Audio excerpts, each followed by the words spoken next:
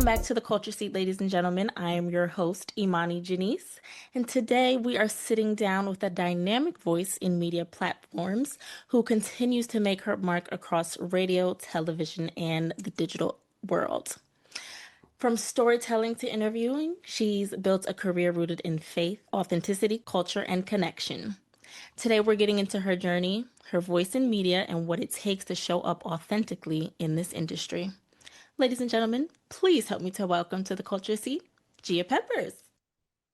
Hi, thank you so much for that beautiful intro, Imani. Thank you. Oh, my pleasure. Thank you for coming on. We genuinely appreciate it. Of course, I'm like excited for this combo and excited to be on your show. Oh, thank you so much. Of So course. I'm gonna dive right on in. We have a few things to talk about, but first, Yeah. before I get into anything else, I want to tap into your personal life just a little bit. Perfect. Perfect.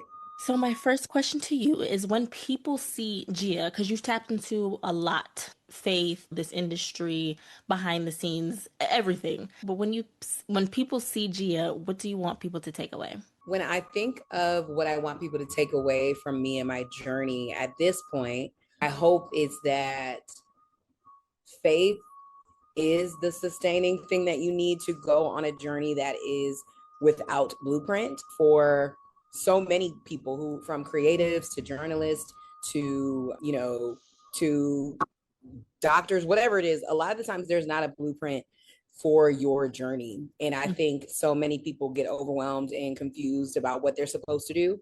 Yeah. And most of the time it's because we're questioning things and we're doubting things, and my faith has often been that place where I go to for not only peace, but structure, but wisdom, forward movement, and to reset when things get a little crazy. And so I hope people get that from me in this new iteration of who I'm becoming and who I'm allowing people to see me as. I hope people also know that it's okay to be a beginner and it's okay to try new things and not just allow one version of you to be the thing that you're stuck in if you believe that there's more for you and there's more for what you're wanting to do at this point in your life. And so I hope people get a feeling of inspiration in faith and longevity and staying focused, but also allowing the journey to be your journey solely. Understand that it might look different in different eras, and that's okay. Yeah. And as long as you're showing up in that with your authentic feelings around it, you can continue to grow and evolve into who you're supposed to be. I really do love that. Now, tapping back into, you stated like getting overwhelmed and then resetting and tapping back into the faith. What does that look like for you? Do Mm-hmm. you fast? Do you like go to church, Mm-hmm. Bible study? What does that look like for you? Yes, all of the above. I think Okay. Okay. one thing about me, I don't play about Sundays and I don't play about church on Sunday. I don't care if I'm traveling. I don't care if I am in a different city. Like, I'm going to be in somebody's church in real life praying and celebrating God and all that He is. I think my during the pandemic when church was closed, I just remember feeling so sad that like I had to watch virtual church. And I Yeah. remember being like, Jesus, Lord, please get this stuff under control so I can go praise you in person, because I loved being around my family during the pandemic, but I was craving like the sound of hundreds of people praising God at the same time. I was craving being in a space with people who are hungry for God's presence. There's nothing like it.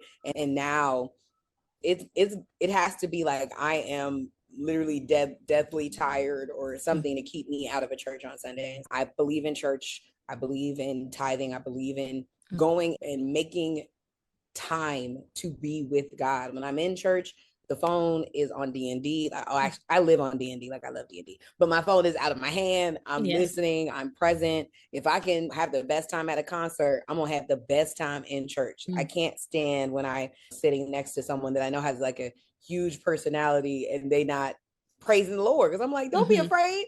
We was Yeah. just in there turning up. I Yeah. know you could turn up. Go ahead and say hallelujah. Ain't nothing wrong with hallelujah. but I also understand that everybody's on their own journey. And so I think Hmm. a weekly church is everything for me. And when I feel super overwhelmed, yes, fasting. I'm big on the Daniel fast. Lent was tough this year because I did the Daniel fast for the 40 days. I definitely Wow. messed up on that last week, child. It was tough. But yeah, I definitely believe in clearing out the noise so you can hear God at a couple of times a year because it Hmm. really helps. Even if it's just for 3 days, I tried to do the Esther fast. I lasted like a day and a half before I was like, okay, Lord, this is a lot. Yeah. But it's a really good way to just clarify things. And Hmm. especially if you're going in on a specific thing that you're focusing on, I think it's really helpful. So yes, prayer, daily prayer every day. I'm in my word for at least 20 to 30 minutes, but most like on my favorite days, it's like 45 to an hour where I'm just like meditating in the word, praying, journaling. I'm really big on journaling. I'm a journaler for Yeah. sure. And yeah, I think that's what keeps me grounded for sure. Wow, you are truly an inspiration because 3 day fast, the Esther fast, and then you said the 40-day fast? I just did Daniel. I did the Daniel Oh, fast, but I okay. was eating the Daniel fast. You eat. You just it's Okay. no meat, no dairies, no sugar, no alcohol, I feel like that's not and eating. I feel like that's just not eating at all. there's a lot you can eat. It's pretty much vegan. So Oh, you okay. like Okay. learn how to do it with. It's tough though, but Yeah, I yes. believe it.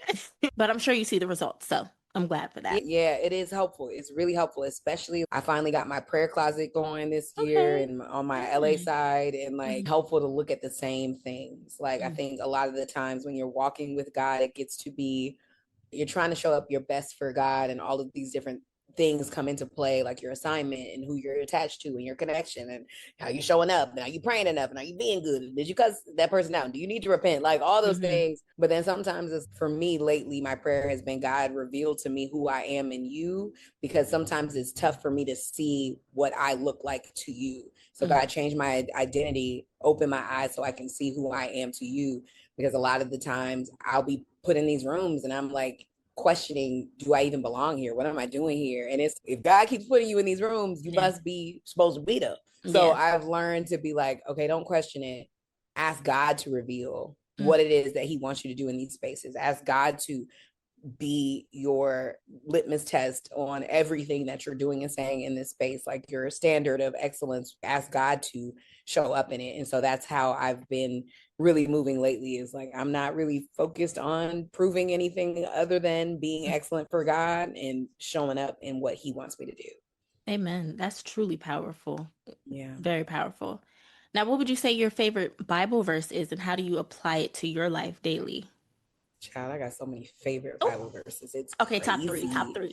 Top three. I think Romans 8:28 has been like a life affirming, life saving Bible verse for me. All things work together for the good of those who love the Lord, who are called according to His plans and purposes. I, especially in the world we live in now, Yeah. the all things is very helpful for me when things go left. Whatever it is, what it is, all things work for the good. I'm not going to question it. I ain't going to worry about it. It is what Yeah. it is. It might hurt me. Mhm. I'll acknowledge those feelings. I'll deal with those feelings. But like at the end of the day, if I'm focusing and being honest about it, it's all things. It's understanding that all things work together for the good. Then it's Proverbs, lean not on your own understanding, but trust in the Lord with all your heart, and He will direct thy path. That Yeah. is a huge one for me right now as I'm building new things. It's like I don't understand it all. Mm. It's overwhelming in that way because I'm not used to these certain things, but I remind myself to lean not on my own understanding, and with the understanding that God has things that we don't see, like Yeah. his thoughts are not our thoughts. So I'm like, okay, Lord, you must think something's going on, so let me just do this right next thing and move Hmm. from there. And then lately, Ephesians 2:10, I believe, it's for God, we are God's handiwork, created in Christ Jesus in advance to do good works, which He called us to do. I that is the cornerstone of this new community I'm building. And so that's what I've been meditating on lately, is like we are not just here to create, we are also God's creation. So Yeah. like understanding that we are not just creatives, but we are creation, and that Hmm. our Father that created us has also given us the privilege to be a creator too. It's Yeah. like this natural circle of creativity that comes if we honor Him and give our gifts fully to him. It's just a circle of what's supposed to be in the world right now that we get to be vessels for. And so those are the three that have been really helping me lately. Wow. And you have a great memory to remember those off the top of your head. But like you said, you Yeah. study a lot in your word a lot, so it makes Yeah. sense. Yeah. And I think like when that I've been mindful about what I allow to control and overtake my thoughts. I've been on a healing journey for the last 5 years and just taking my healing seriously. And the one of the biggest things that we have to be honest about is our mind a happy space for us? Is our mind a good space for us to live? The Yeah. more I realized that my mind was not great for me for a long time, the more I realized how important it is to, like the word says, take captive of every single thought and get in your way sometimes. Like, no, that's not real. Like that thought, that story, that thing, that's either not real for me anymore. And you have to like do your work to put it down, or it's not, is it even real? I'm really a creative. So like I can make up stories based on one look from a person. Oh, they hate me. Oh, it must have been from that time 2 years ago when I accidentally cut them in line. And Yes. now they hate me. And it's, girl, this wasn't even about shoes. It She was was going to probably the girl wasn't even that behind deep. you. And so like when that comes up, now I'm like, who? Okay, is that true? Not sure.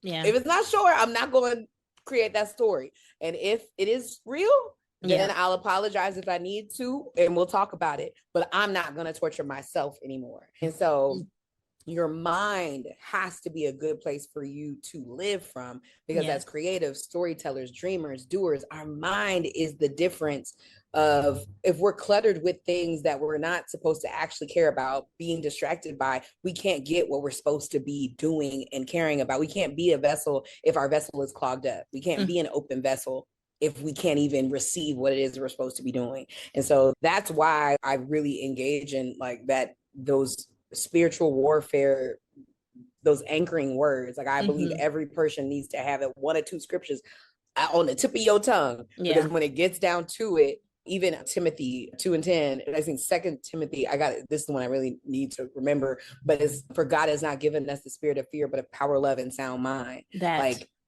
sound mind, power, love, and some versions say discipline. So like when you really think about it, those thoughts aren't of God.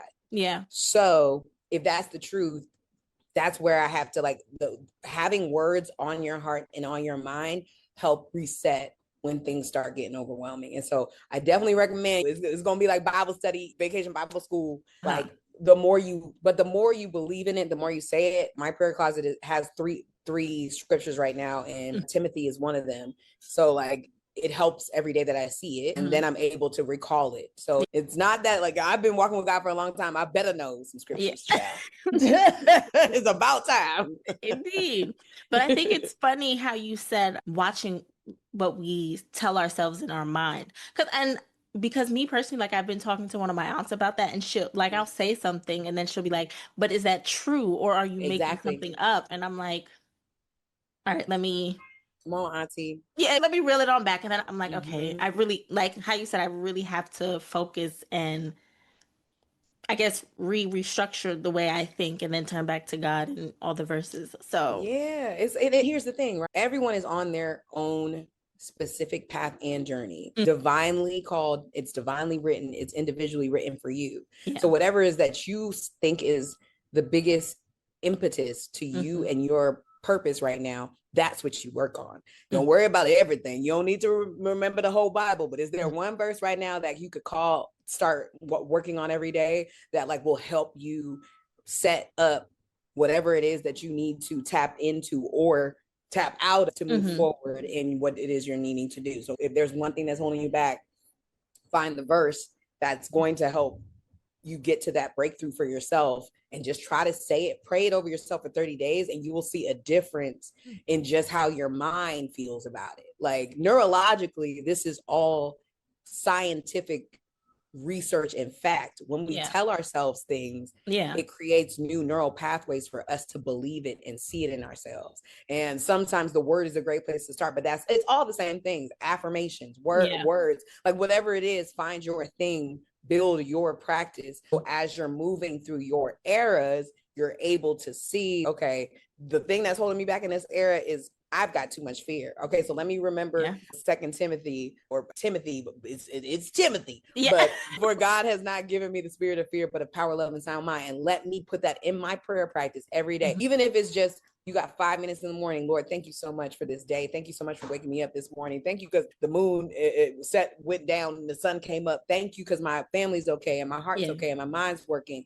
And Lord, today anxiety and fear come, but Lord, you have not given me the spirit of fear, but a power. Like even if you just put it in there and say, God, I thank you, move in me in the way that you need to move in me today. Amen. Like it's just helping you to call it out, notice it, face it, and work to it so it's not blocking you or holding you back anymore.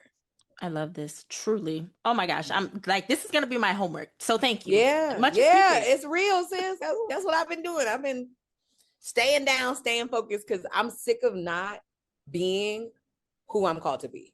And that's just what it is. At some point, you just got to get sick, like real sick of it. Yes. Dang, I did it again. And it's not even on no judgment. It's like, I know I do better. Yeah. Now, I found that. What's going on? I did it again. I done did it again. Like, what is going on? I don't know. Because sometimes we get guilt and then we take ourselves on an even deeper spiral of sadness. So it's like, I did it again. I knew, see, this is why I can't be trusted to do nothing new because I can't even do nothing old. And this is why nobody really likes me and likes what I do. And now you are in 3 hours of depression. Now you done gone to get your wine and you watching the show and you sad and crying. I know because I did it. No, I feel you. You were, I want to say, preaching to the choir here. Yes. Oh my God. But if you fight and you say, all right, so I didn't love that.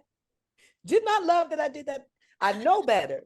And I believe in my heart that I can do better for me. Believe that. I know that there's more for me. Yes. So even if it's on a daily basis, you say, every time you do mess up, you say, okay, the next time, say for a gym process, girl, working out is hard.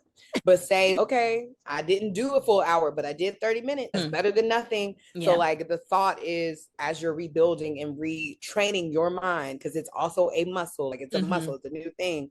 Now, instead of guilting yourself, it's, ooh, okay, I want better for myself.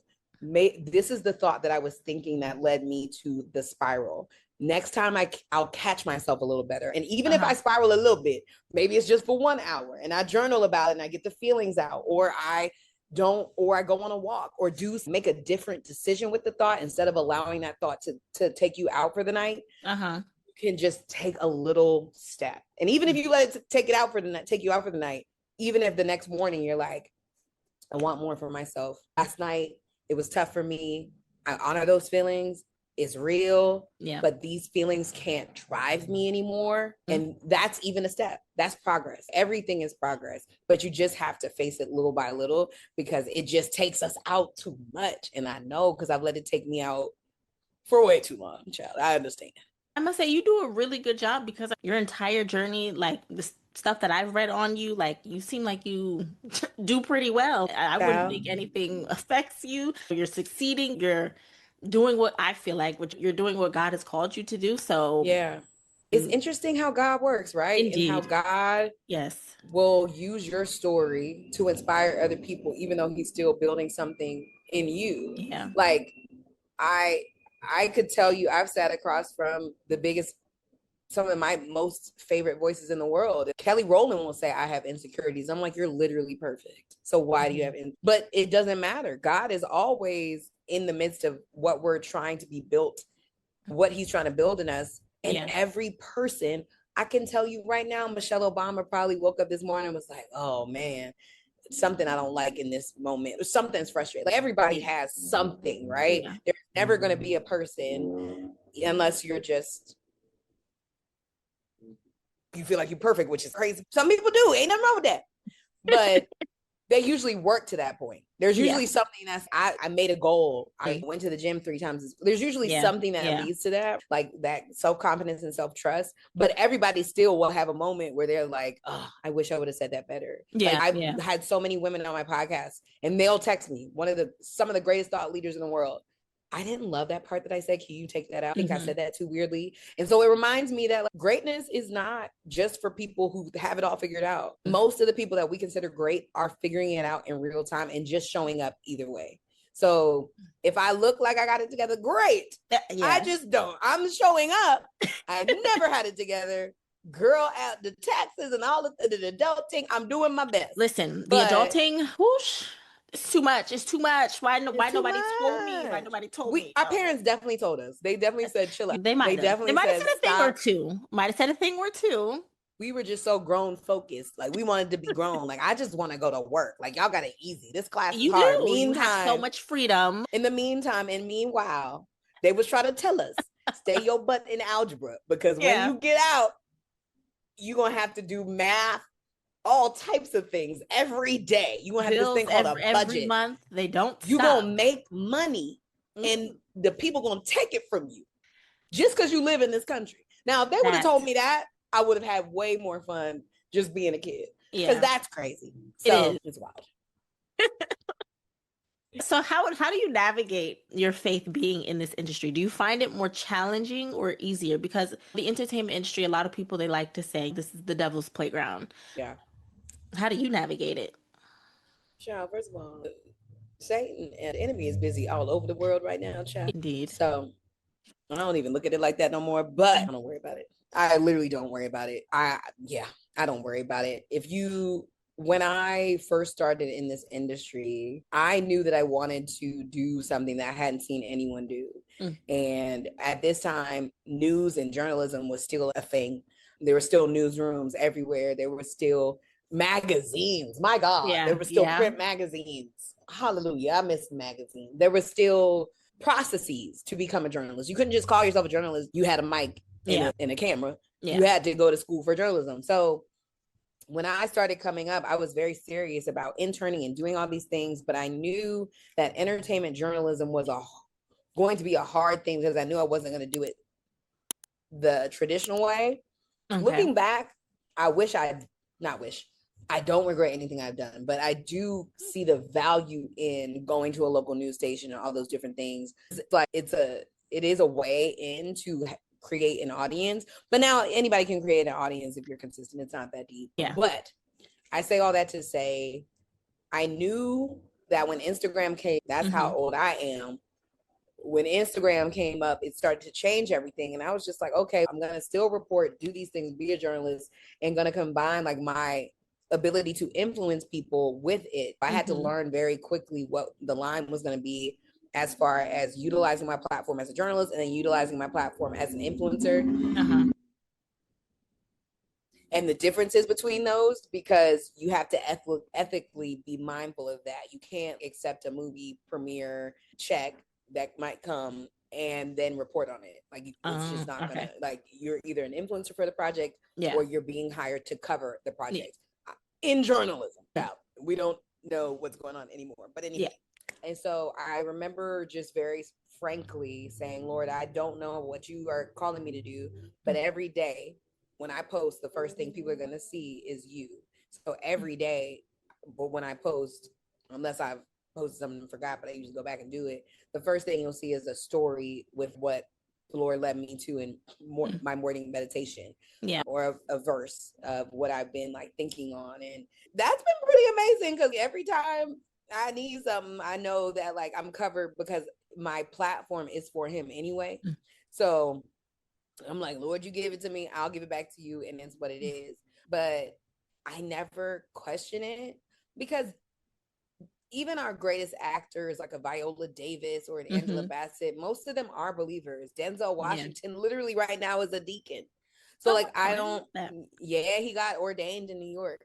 I'm like at the end of last year. He's still acting, but he's an ordained deacon or something. He's been ordained to be an evangelist right now. Wow, that's really nice. I did not know that. Wow. Yeah, like people aren't afraid of their faith right now. I think that's a new thing. And I think it's because people are sick of acting like God didn't help them get there. I don't question it. I know people, sure, that might put some people off, and that's okay. They're not my people. I will live and they will live, and we will all live together. Amen. You do your thing, they do theirs. The world is big.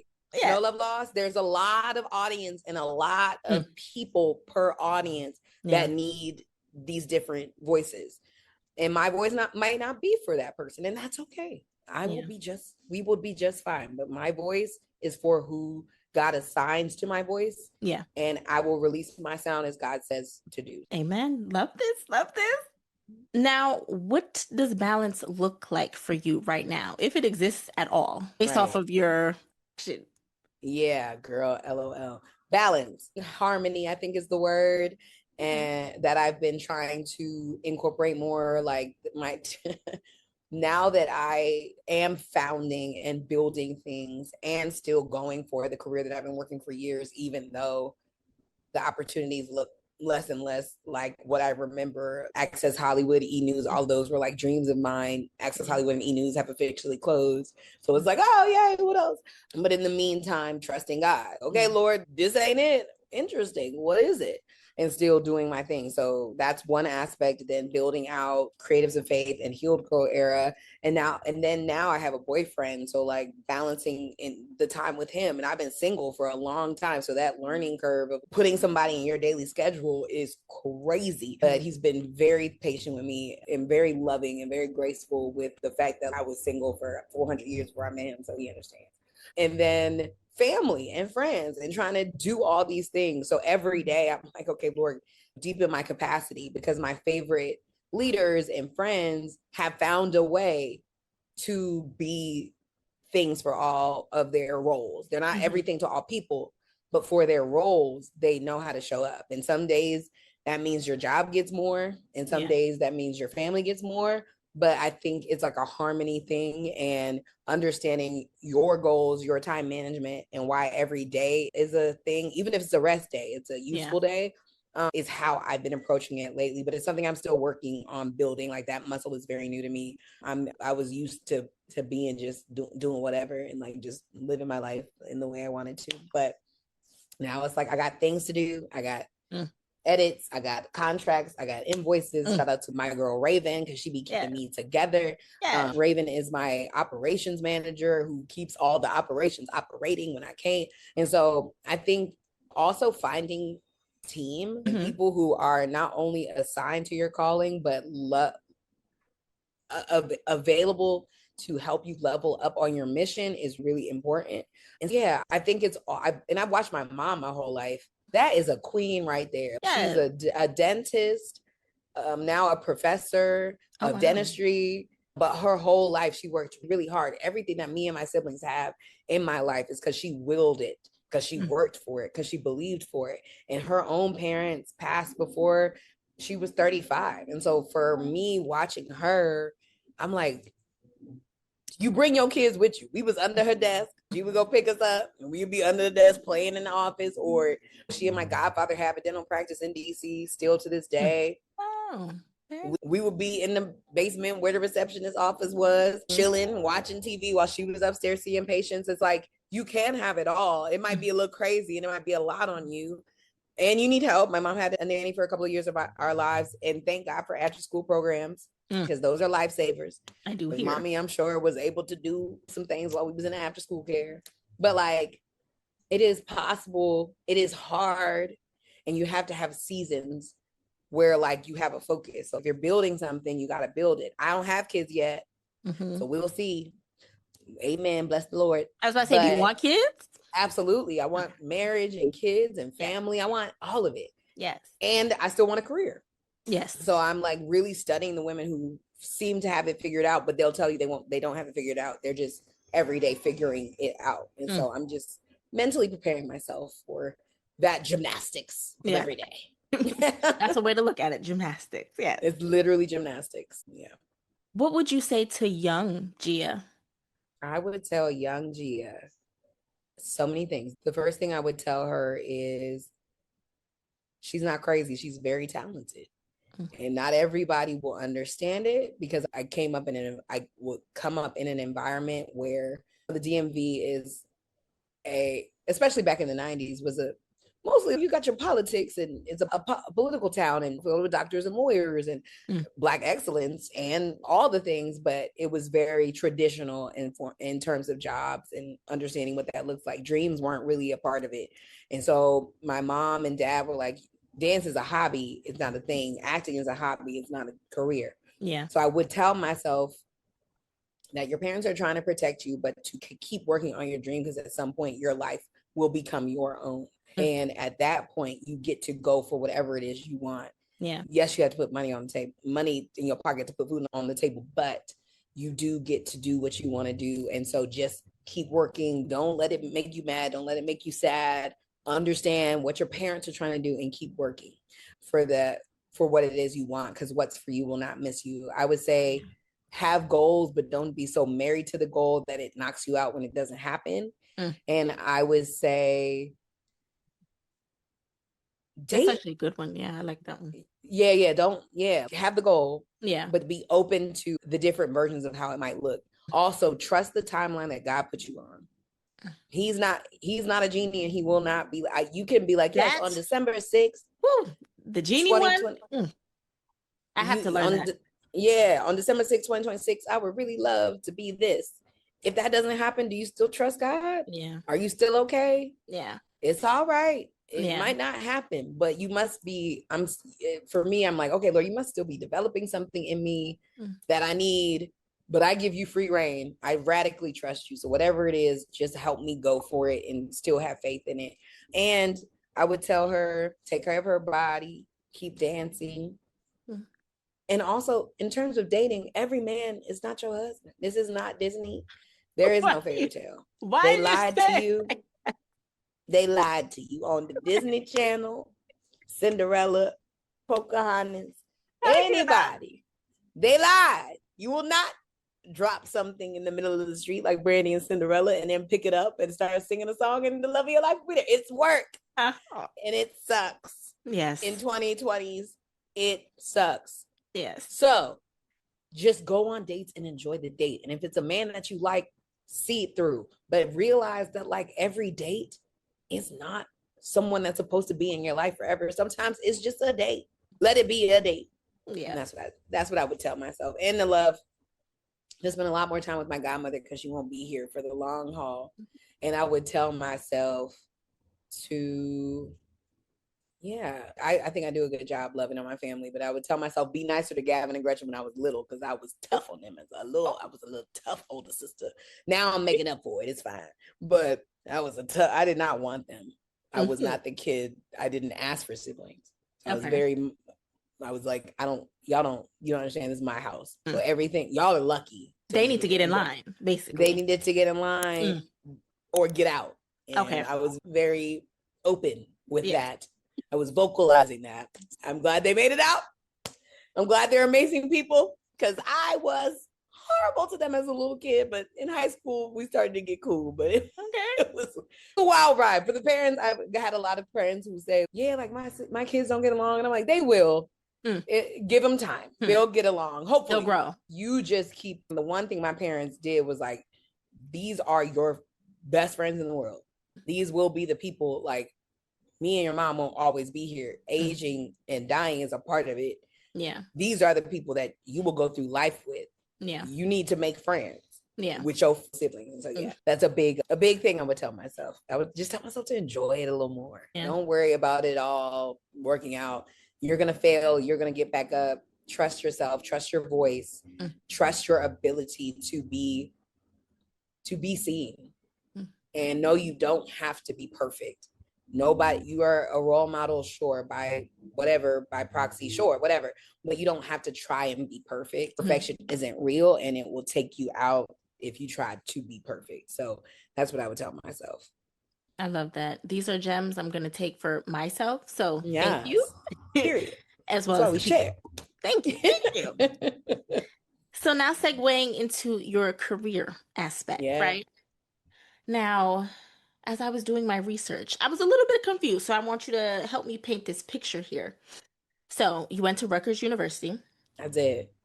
and you got your start in the industry interning for Donnie Simpson and Big Mm-hmm. T, but you also interned at the Wendy Williams show and Live with Mm-hmm. Kelly and Michael. So this was Yes. all during college or Yes. really? Every summer. Yeah. Wow. So the biggest thing my dad told me, because my dad's a journalist, is when I went into college, I told him I wanted to go to entertainment journalism. There was not such a thing as entertainment journalism. I mean, when I was going into college, there Uh-huh. was no shade room. There was Yeah. no, like, it was mostly like the entertainment was covered on Extra Access Hollywood, like pretty much those things in like in news segments, but it wasn't like as big as it is now where you could have a viable career as just an entertainment journalist. Yeah. So my dad was like, okay, girl, whatever. But the biggest thing he told me was that you don't need a grad school degree out the gate. You Hmm. need to intern so you can get the relationships and be in the field to learn what you need to know.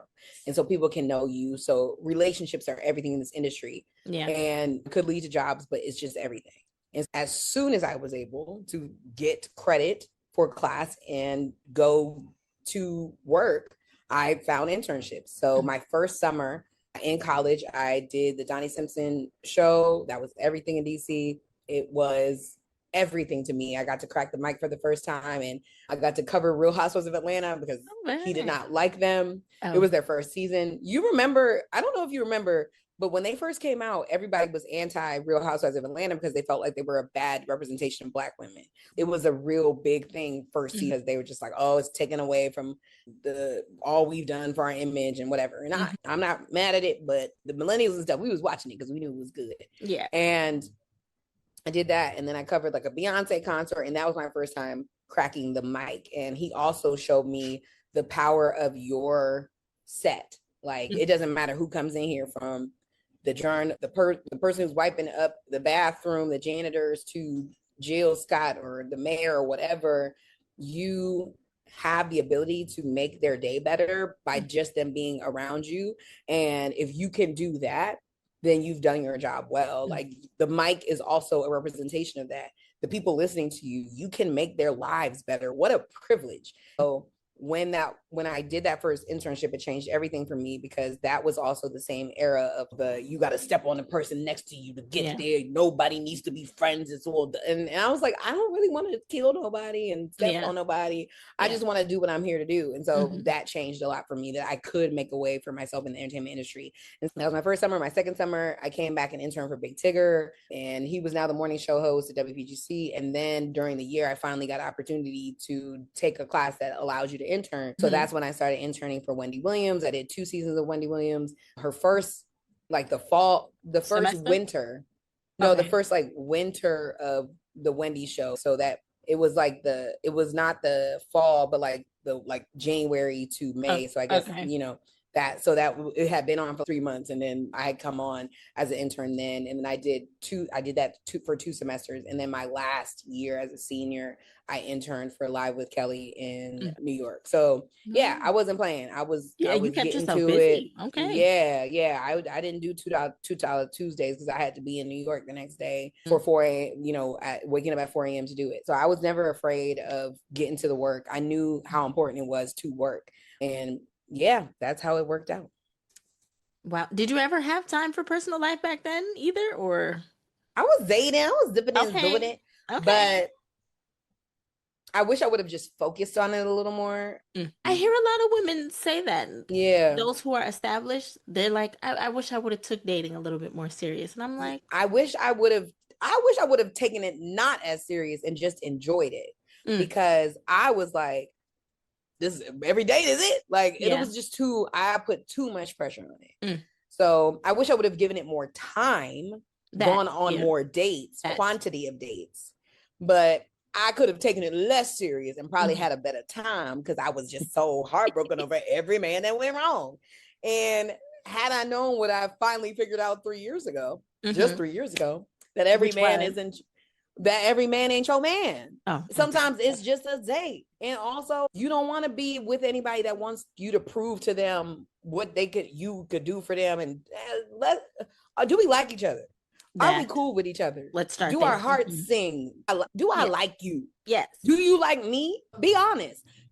If he's not texting you back, he don't like you like that. Red flag. Red flag. It's just what it is. And that's not your person. And that's okay. It's just Mm-hmm. not your person. There is a person for you. And Yeah. it sucks and it's hard out here. But Mm-hmm. like, you don't want to, who you partner with in life is one of the most, if not the most important decision you'll make in your adult life. Yeah. Make it with somebody who likes you back. Yeah. That's it. So yeah, that's what I would have told myself. So yeah, that's how the internships work. It Mm-hmm. was like every semester I took the opportunity to either revisit a place that I had existing relationships or go off and do what I had to do and find new industry opportunities. But I knew by the time I graduated, I wanted to understand how live radio worked, how live Mm-hmm. television worked, how daily shows worked. And I was able to do all of that by the time I graduated. Love that. Do you think internships are just as important today as they were back then? Since no. Absolutely. Okay. Absolutely. Now it sucks because I don't know how internships work with so much being closed. Yeah. But I would say podcasts are a great place to go. I think internships really matter. You can't grow and see what it is you want to do until you've gotten on the field, or you got to get in the field to Yeah. play the game. Yeah. So I definitely say that's a beautiful way to do it. You learn what different roles are. You can have informationals with people as an intern. If you're curious about all the jobs on staff, you can literally start meeting people and like learning what they do. And it's a beautiful way to put your foot in the industry without the pressure of making money and having to like you're a fly on the wall. And Yeah. you get to do your job well, but you get to see how newsrooms work or how people in command work with people who are managing staff and different staff. You get to see how the story is brought to life. It helps. It definitely Mhm. helps. Okay. Now, after college, first Uh-huh. job was at CBS News. My first job in the industry was at Okay, CBS. first job in the industry was at CBS News. Yeah. And then there was a time where you had stopped working for CBS, but you continued to use your ID to get into shows to cover events. So I Yeah. would think that's taking a risk. So Yeah, would you that's taking say, it's horrible. Don't do that. Don't believe I in was about to that. say, do you think taking risks in this industry is important, or Yes. you're just like, yeah, no, no. No, you have to. This is a wild town. Mm, You got to bet on yourself. mm, I didn't return my ID. I'm sure somebody is like, what happened to that girl's ID? But nobody came looking for it. uh-huh. So, like, You did what you it had to wasn't do. a lie that I worked at Uh-huh. CBS Radio News. When is the thing. But I also knew that I was going to get in this place and take it seriously. So, like, I wasn't just lying just to lie. I actually was covering shows, Yeah. reporting on people, putting the stories out. And then eventually I did get opportunities to cover for Vibe and Vibe Vixen, Honey, all these different places. So I knew that like I just needed an opportunity. And that's how I looked at it. Like, this is an Hmm. opportunity. And I was pitching it back to the editors that I met there about, hey, would you ever cover it? So when I first went in, I really was trying to get those pitches up to the CBS entertainment folks, but they were just like really not interested in smaller Black and brown acts. Mm, So I told them that, and they still were like, cool.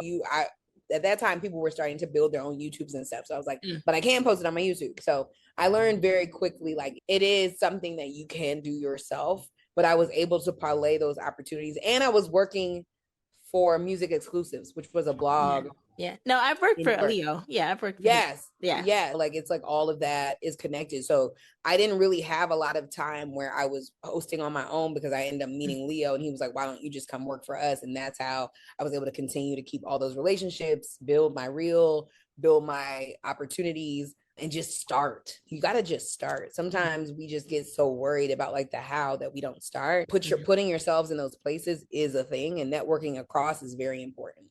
Now, after this, you managed to get three jobs. Washington Wizards, Ebro. I'm forgetting the last one. Essence Essence. Now, and you did all of this going to New York City, back to and DC. Washington. What Mm-hmm. made you keep going? It's like you probably had moments where it was just like, okay, I'm tired, but what made you keep going and just saying, hey, Yeah. this is too much? Okay, so at that time, I was like 2 to 3 years into reporting independently. Okay. I had worked for a job called nstars.com, which I'm pretty sure was a front for something. Not gonna lie, I felt like it was washing money and everybody be quiet just in case I Okay. don't want nobody to come get me, child. But I was learning how to, like, I started again to utilize my relationships, get Hmm. on carpets and cover all these things. And I was working with N-Stars and I covered a red carpet for a show called This Is Hot 97, which was VH1's reality TV cover show Yeah. of Hot 97. And I was there. I interviewed Mona and I interviewed Ebro on the carpet. And he was just like, "You're really good. Like, you have a really good vibe. Like, you need to work." And I was like, "Oh." And then Mona was like, "Yeah, we should get her on TV." And I was like, "Mona, what? Like, you should get me on Ooh. TV." But it never happened. So it was fine.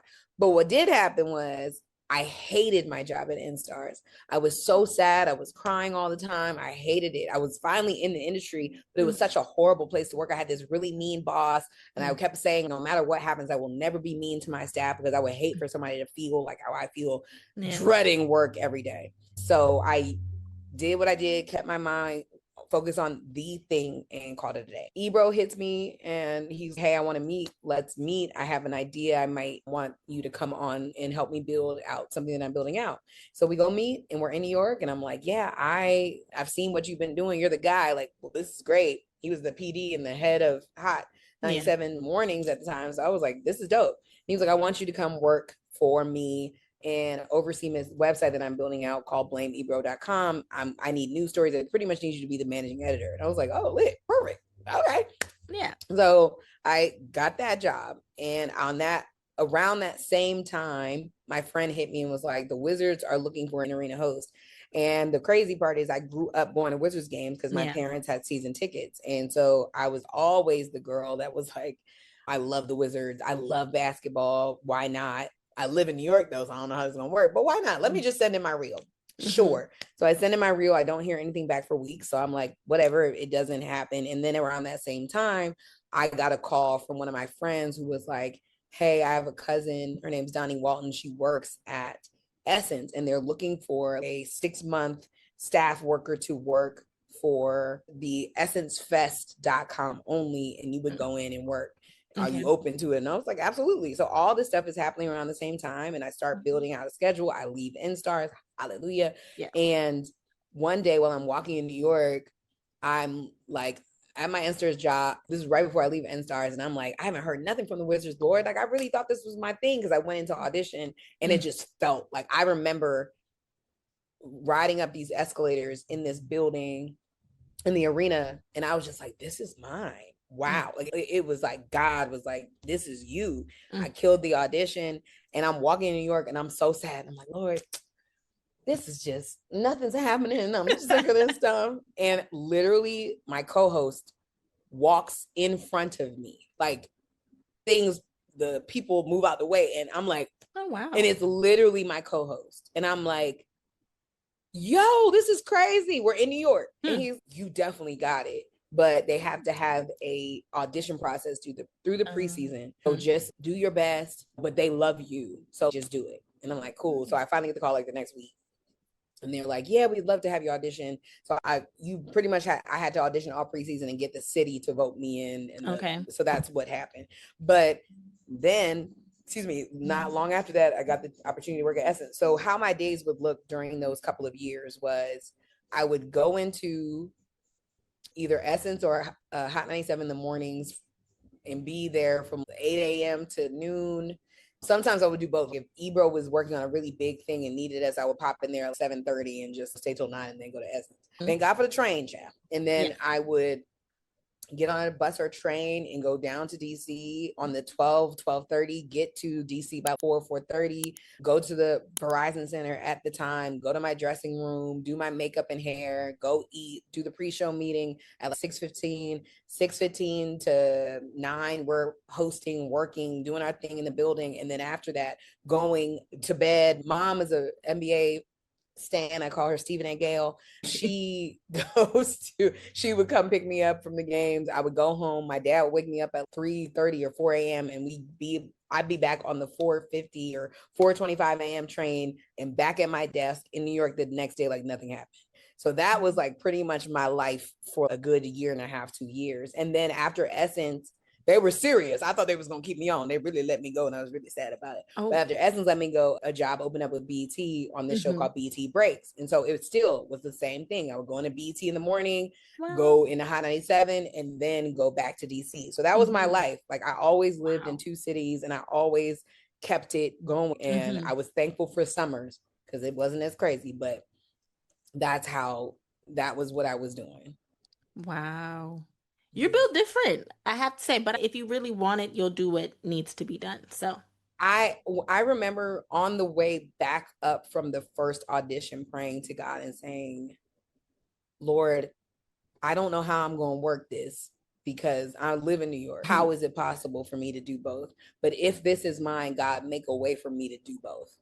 mm, And that's what you it made a is. way. Like you just have to literally give it to God and go Mm, hard. mm. And I built a career in that time that was like all over the place. Like my presence was all over the place. And that's what kept me going for sure. And that's what helped me move forward in this career. It was like the foundation of what I would do in the future. Understood. Wow. You're truly an inspiration. I think I said Thank that you, earlier, boo. but no, truly an inspiration. Thank you. So this is gonna be like my second to last question. Yes, I could definitely give you 10. I'll give you Okay. 10 minutes. Yes. So in this industry, I don't know if you've experienced it, but a lot of people say that they receive a lot of no's than yeses, and all it takes is one yes. Have Okay. I experienced the Okay. So maybe nose, you have child? experienced it. Okay. I thought no was my middle name for Uh, years, child. I was like, a little bit, right? Trust did me, somebody change my name? felt that. So how did you Mm-hmm. like persevere through the no's and then just keep reminding yourself like, okay, I'm getting these no's and I'm not really feeling that great about it, but there's Oh, it's something horrible. still in me. Okay, this is where I'm meant to be. So how did you Yeah. persevere? Yeah, girl. No is horrible. So no used to put me on the rings of like I felt like I was getting beat up by no for years. Mhm. I used to believe that I could do anything. When I first got in this industry, I was so green and so ready. And I even tried to launch a media empire when I was like 22. Like I was not afraid. And then every time I was right there close to a dream, it would be a no. Mm, It would be not you. It would be mm, not really, it's not the time, or we're no longer moving forward with the show. And the last straw for me as far as no, oh, and it also started to lead me into depression. I had always been a very like feelings driven person. And even as a child, I've always been very deep. Like I was writing poetry. That's just who I am. I've always been a very deep and sensitive soul. And so it was very hard for me to come into an industry where you aren't being told no because of who you are, mm. but it's because it's not that's not what they're looking for, but you can't, at first you don't know how to put those two and separate them. I just took it so personally my first several years in the industry. Yeah. And I finally was a part of this major deal that a huge streaming network was doing, and they were going to do their first internal podcast. We were meeting with folks. I auditioned for 6 months, and then we did pilots for 6 months. I had signed a six-figure deal with them, me and a co-host. And I just knew this was going to be the thing. This is the Hmm. reason why I've been on a train 90% of my days. This is the reason why I've been waking up at 4 a.m. This is the reason why I've been sacrificing so much. This is finally it. Yeah. This is what I prayed about it. I was like, Lord, this is okay, Lord, here we go. Thank you, Jesus. Da, da, da, da. Ciao. So She said, about no. 3 months into the pilot process. Uh-huh. Oh, also they had auditioned like every host in New York to do this. Okay. So a lot of my friends were a part of it. And a couple of them dropped out in the process because they were like, this contract is horrible. You cannot do this. Mm. No. And Yeah. I'm just, no, this is the thing. Like, guys, and the producers are telling me they love me. So I'm like, girl, maybe not for you, but sis, I got to do this. Yeah. And they had other opportunities and shows. I was like, I want a show like that I'm the voice on. This is gonna be the thing for me. Hmm. So I ignore all their very sound advice because 3 months into the piloting process, all of our producers stopped responding. And we're like, yo, have you heard from Jack and Jill or whatever the names were? And I'm like, nah, what's going on? Because we were weekly coming in to an Mm. office to do pilots, recording, all this stuff.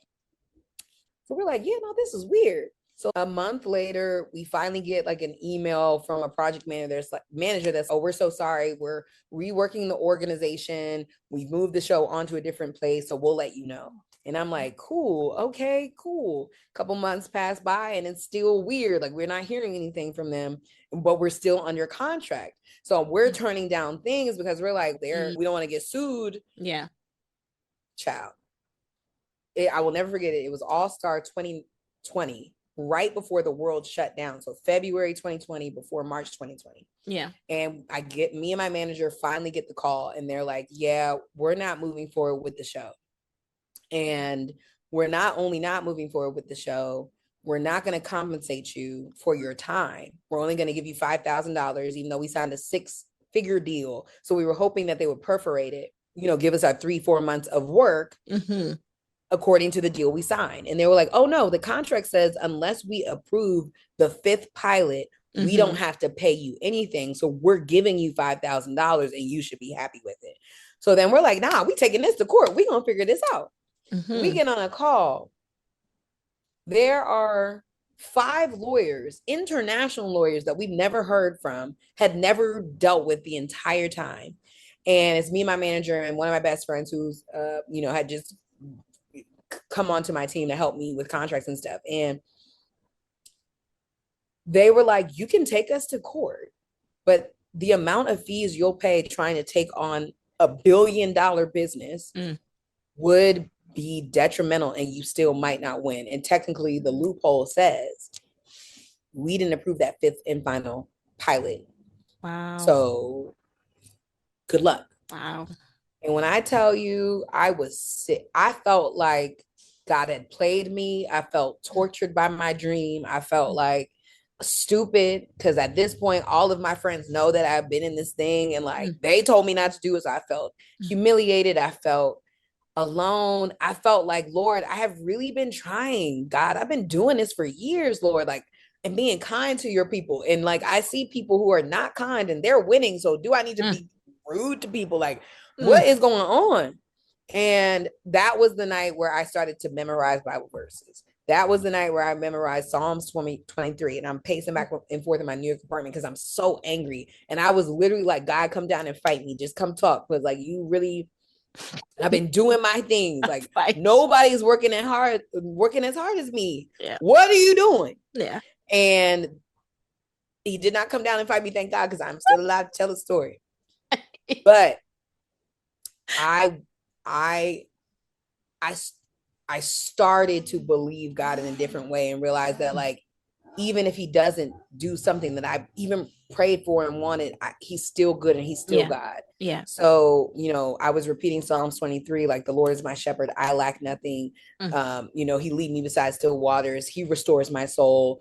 Yea, though I walk through the valley of the shadow of death, I will fear no evil, for thou art with me. Thy rod and thy staff, they comfort me. Surely goodness and mercy will follow me all the days of my life, and I will dwell in the house of the Lord forever. That was the abbreviated verses. I missed a couple verses, but I say that to say, you got to fight for this. And I had to fight that night. I had to fight to keep trusting God.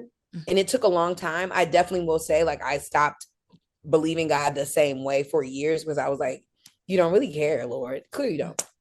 You don't really care about me and my dreams. Like, why do I even believe in you? I and what appreciate it the led me to, transparency. Yes. What it led me to was a long journey of, there was, I hated the pandemic, but what the pandemic taught me was that like I had a lot of work to do in terms of seeing myself how God saw me, believing in God, but also healing the parts of me that were looking for validation from people that I didn't know, from, realizing that I wanted to be seen more than I wanted to be effective, and why and what was happening there. And so I started my healing journey. I started therapy in 2020 because I remember being very like, Lord, if you don't wake me up tomorrow, I'm fine. And that's when I said, this isn't me. And I Yeah. don't like that. And I don't want to live from a space of depression Yeah. and suicidal ideations. That's not me. I had been there before and I don't like where it goes and where it could take me. So I need help. God, show me what this looks like. And that was through my first therapist. And she made me realize that like I was not able to be present in my own life because I was carrying a lot of deep things that I was too busy Mm-hmm. to ask for help from. Like I was too busy. Like I was on every stage, on every plane. I was way too busy to even realize how much it was harming me. And so that night, God burst my bubble, but I realized that my bubble was built on things that weren't really it. And that if I'm being honest, I put more hope in the industry than I put hope in God. Mm-hmm. And that's what it told me over time is like even your own dreams could be an idol if they're like what you're like basing your relationship with God off of. And I was like, let me go deeper because this ain't it. I didn't walk with you this long to leave your Yeah. side. And though I've had to re-engage with no, so now no feels like, oh, Mm. hate it. Ooh, that stings. Okay. Yes. All right. Well, let me try a different way. Or it Mm-hmm. wasn't for me. And whoever it is for, it's for them. Because when you get things, your yes does come. And when you Yeah. get things and you realize like 400 people had to get no and you got chosen, Mm-hmm. you learn to be like, everything is divinely timed. And so if I say God is a divine builder of all things and he has written my path already, then all I have to do is show up and trust him. And so that looks like the warfare that's prayer. Like this no really hurt, Lord, but we've been here before and I trust you and I love you and I value you. And this is the path you have me on. So bless the person, let it be successful for the person that it did come for. Don't be no hater Mm. and let them win. Because Lord, when it's my time, Yeah. I'm going to show up.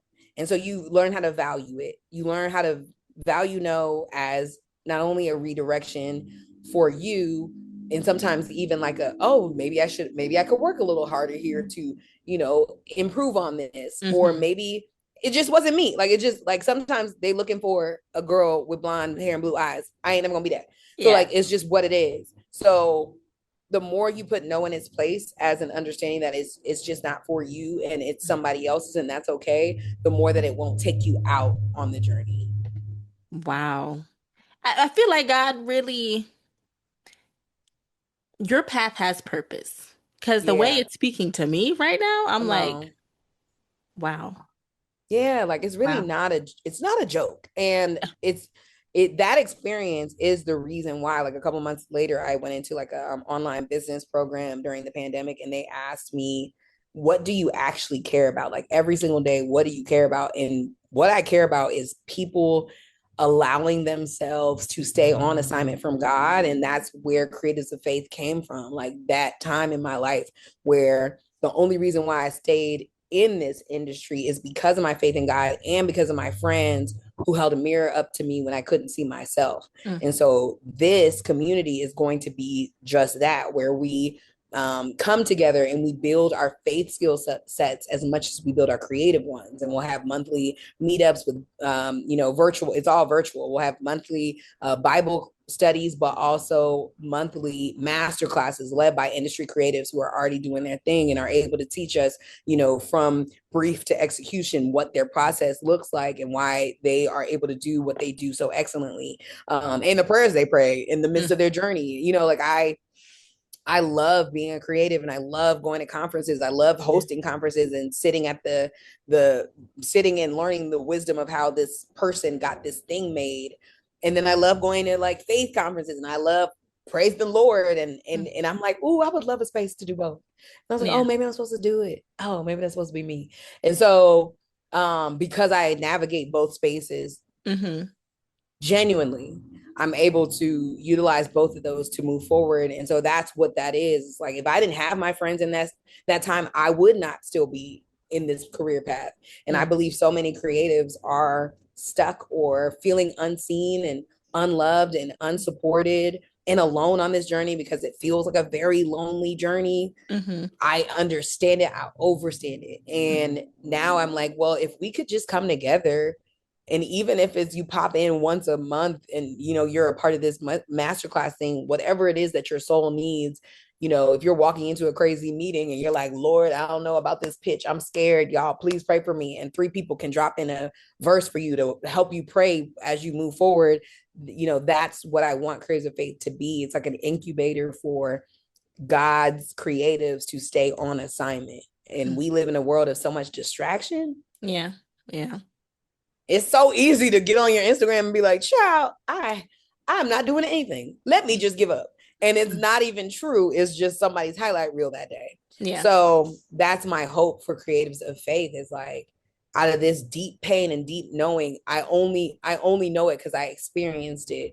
This community is necessary because I know for a fact these things would have helped for me as I'm going. It's what I'm passionate about. I'm passionate about God's creatives staying on purpose, baby. It's not a joke out here. We really got to be mindful in this time, especially. Absolutely. Creatives of Faith is going to do amazing things. Your Yes. career I is hope going you're to down. continue I to hope you propel. come. Oh, yes, absolutely. As long as I get all the Yeah. information, I will definitely be Yes. in attendance. Yes. Everybody, if you're following me on Instagram, I'll definitely share all that. We're still building it out, child. Okay. Pray for me. It's Oh. very tough, but yes, it's coming. It's coming soon, and it'll be hopefully here in the next couple of weeks. So we'll definitely keep it moving. Okay. Yeah. Excited to see it. Excited to see it. Now, to Yes. wrap up and close, my last question to you is, when you look back on all that you have done in your career thus far, what's your biggest takeaway? Ooh, in my own career thus far. Hmm. Good question.